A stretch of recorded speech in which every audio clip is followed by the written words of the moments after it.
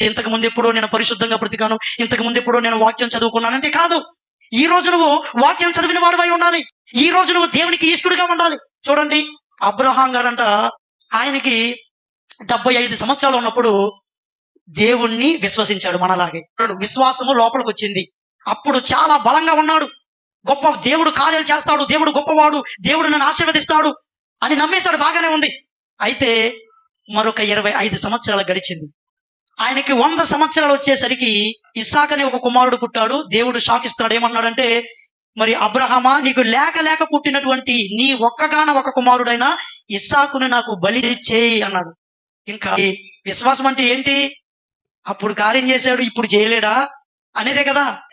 అప్పుడు ప్రార్థన ఆలకించినోడు ఇప్పుడు నాకు ప్రార్థన ఆలకించడా?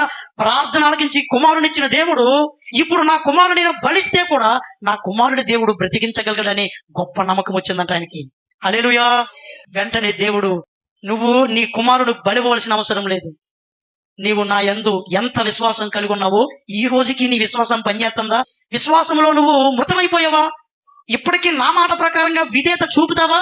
నా మాటకి లోబడతావా అని పరీక్షించాను. ఇప్పుడు చెప్తున్నాను, చూసుకో అబ్రహామా, 25 సంవత్సరాల క్రితం నీకు కొడుకునిస్తానని చెప్పనే, ఆ కొడుకుని ఈ రోజు నీకు ఇచ్చిన తర్వాత కూడా నాకు బలిద్దాం అనుకున్నావు చూసావా, ఆ కొడుకుని ఈ రోజు ఆశీర్వదిస్తున్నా నేను అంటున్నాడు. హల్లెలూయా. నీ విశ్వాసం ఎప్పుడు బలంగా ఉంటుందో అప్పుడు దేవుని ఆశీర్వాదం చూస్తావు, దేవుని కార్యం చూస్తావు. అప్పుడు అంటున్నాడు, అబ్రహామా, నీ కొడుకును బట్టి ఈ లోకంలో ఉన్న ప్రతి జనాంగాన్ని నేను ఆశీర్వదించబోతున్నాను. అంత గొప్పగా నచ్చింది నీ యొక్క విశ్వాసం నాకు. హల్లెలూయా. చూడండి దేవుని బిడ్డలారా, ఆయన విశ్వాసం 25 సంవత్సరాలు అయిపోయినా చిక్కు చెదరలేదు దేవుని బిడ్డలారా. ఈరోజు దేవుని నమ్ముకుని పట్టుమని 4 సంవత్సరాలు అవ్వలేదు, ఒక 5 సంవత్సరాలు అవ్వలేదు. అప్పుడే ఏ విశ్వాసం ఏంటి, దేవుడేంటి, దేవుడేం చేస్తాడులే అని ఒక రకమైనటువంటి దాంట్లోకి వెళ్ళిపోయారు.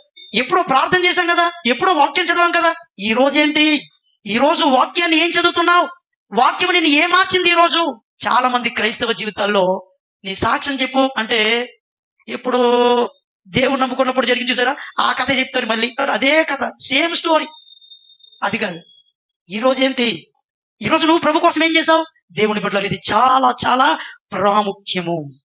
దేవుడు ఈ రోజు నిన్ను నన్ను కూడా ఎక్కడికి తీసుకెళ్లాలని ప్రయాణం? పరలోకం తీసుకెళ్లాలని.